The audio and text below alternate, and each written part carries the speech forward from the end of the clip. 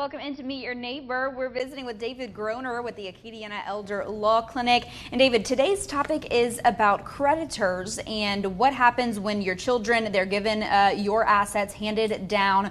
What if creditors try to go after that estate? Can they do that? Well, first of all, when we do a trust and the children are going to benefit from that trust, they're the beneficiaries. But there's something in the trust that prevents anybody from having access to that. And no creditor can have access to any beneficiary's assets within the trust.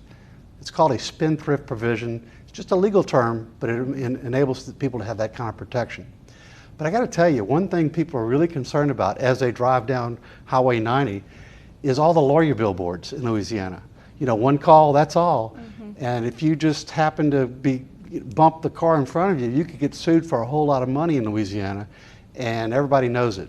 So what do you do about that? Well, if your assets are put into a trust, which also can provide the protection from nursing home expense and anything else, but once those assets are in that trust, those people can sue you all they want. They're not going to get anything because your assets are nice and protected in a nice little bulletproof trust that you've created so that your assets and your estate will go to your children and not to the lawyers on billboards.